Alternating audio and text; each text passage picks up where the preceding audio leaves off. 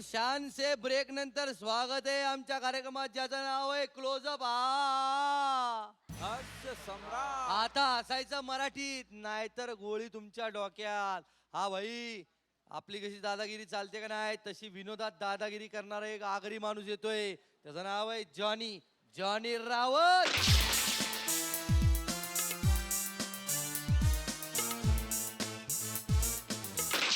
एका भैयाने आम्ही सारे खवय्ये हा कार्यक्रम पाहिला आणि त्याच्यात मासे बनवायची विधी चाललेली. आता भैयाला मराठीत काय कळलं नाही हे काय चाललंय, पण त्याला मासे खूप आवडतात म्हणून खायची इच्छा झाली. बालाकडे गेला आणि म्हणाला, बालाजी हा हमको जो है मछली खाने का बहुत मूड कर रहा है. मछली जो है लेकिन हमको बनाना नहीं आता. कुछ टेंशन नहीं, ऐसा टमाटो लेने का काटने का ऐसा ना आगरी मसाला मिक्स करने का ना ऐसा ऐसा हाल भाई ऐसा नहीं समझता है. हमको विधि जो है कागज में लिख के दो. सगळी क्रिया त्याने लिहून घेतली कागदावर. मच्छी बाजारात गेला, मच्छी घेतली आणि रस्त्याने चालला होता. अचानक एका कुत्र्याने झडप मारली आणि ती पिशवी पळून घेऊन गेला. तर भैया म्हणा, अरे कहाँ जा रहा है? ससुर का नाती हमारा थैला मछली का लेके जा रहा है. ले जा ले जा ले जाके क्या करेगा, बनाने का तरीका तो हमारे पास है. आज आपण मुंबई असं म्हणतो, पूर्वी आपण बॉम्बे असं मुंबईला म्हणायचो. दादा कोंडके एकदा एका स्टेशनवर गेले, पाहिलं शक्ती कपूर बसले होते स्टेशनवर बाकड्यावर. तर दादा कोंडके शक्ती कपूरना पाहून म्हणाले, अरे तुझ्या मायला सत्या, बॉम्बे बॉम्बे. शक्ती कपूर म्हणाले, आओ दादा बॉम्बे नाही मुंबई. अरे तुझ्या मायला बॉम्बे बॉम्बे. आओ दादा बॉम्बे नाही मुंबई. अरे तुझ्या मायला उठ लवकर, तुझ्या खाली बॉम्ब आहे. आमच्या एरियामध्ये एक वाणी आहे केशववाणी. तो वाणी इतका फेमस आहे, प्रत्येकाला माहिती आहे केशववाणी म्हणजे कोण. त्याचं किराणा मालाचं दुकान आहे. आता त्याचं दुकान पण एवढं फेमस आहे की प्रत्येक जण एरियातला म्हणतो की त्याचं दुकान उघडं असलं की प्रत्येक जण म्हणतो, बघून रे जा तो केशववाणी उघडाय का बघून. मग काही लोक जातात. एक बाई आपल्या मुलाला म्हणाली, बंडेरे जा तो केशववाणी उघडाय का बघून ये. तो मुलगा गेला. 5 मिनिटानंतर परत आला, आई आई तो केशववाणी उघडाय. आईने पिशवी घेतली आणि पटपट बाहेर पडली. 5 मिनिटानंतर चटकन घरी आली आणि मुलाला म्हणाली, नालायक गाडून निर्लज्ज कानाखाली मारीन, कुठे उघडाय, एवढं मोठं कुलूप आहे त्याच्या दुकानाला, तो कुठे उघडाय. तुम्हाला आई दुकान तर बंदच होतं, मी फटीतून पाहिला तो उघडाच होता. लहान मुलांच्या गमती अशा आहेत तर मोठ्या मुलांच्या गमती अगदी वेगळ्या. एक मुलगा एका मुलीवर प्रेम करायचा आणि नेहमी तिला भेटायला कुठे ना कुठे बोलवायचा. एक दिवशी तो तिच्या घराजवळच आला. खिडकीसमोर खिडकीच्या खाली उभा आहे आणि मुलगी तिचा बाप घरात आहे.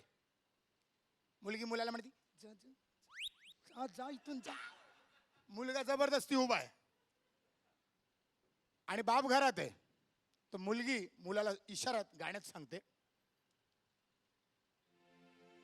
निंबोळीच्या झाडा मागे चंदू पोचला ग बाई.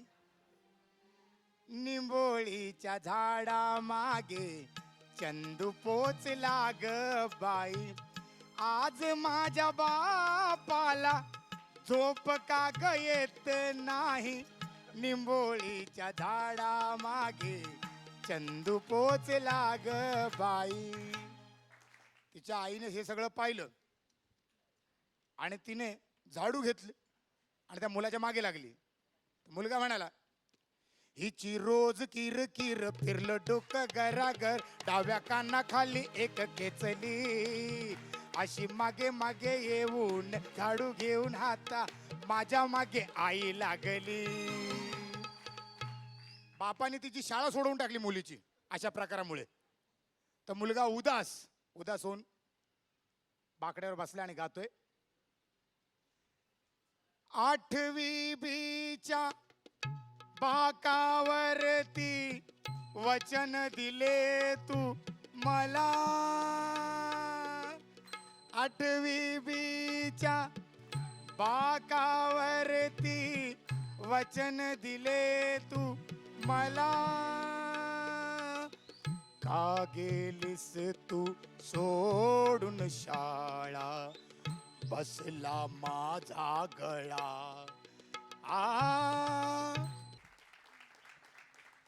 वर्गामध्ये मुलांना गुरुजींनी सांगितलं की निबंध लिहून आणा. माझा आवडता पक्षी.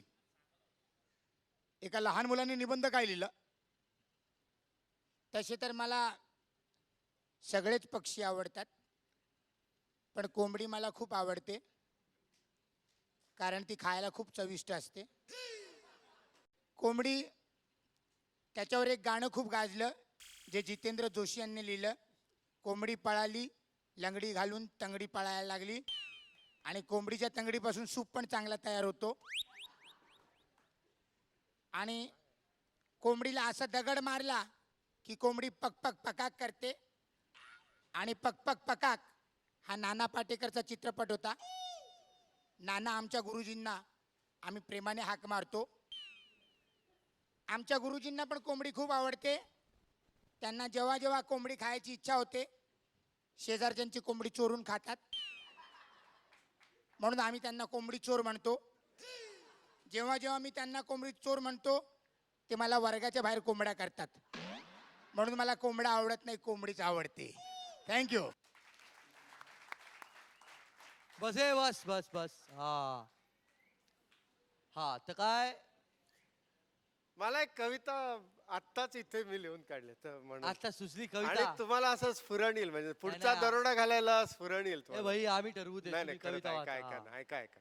भल्या भल्या संकटांचा खोदून पहाड, भल्या भल्या, म्हणा म्हणा माझ्या बरोबर, भल्या भल्या भल्या भल्या संकटांचा खोदून पहाड, पहाड. प्रीती संगमाचं आलंय बघ कराड. कराड. प्रीती वा. संगमाचं आलंय बघ कराड. हा. नवऱ्याला सोडून शांत थाटशील माझ्या संग बिराड. हा. नकार दिलास तर सटवे घालीन डोक्यात कुऱ्हाड. हाड हाड हाड हाड हाड, हाड. हाड, ए टाळ्या वाजवायचे नाही, हात कापून टाकीन अशा कवितेला टाळ्या वाजवल्या तर. हा ए माझ्या भावाला काही कळत नाही, मोठा भाऊ, त्या मिशीला वळण नाही, तसं कवितेला पण वळण नाही. लय डेंजर डेंजर कविता करायला लागलाय.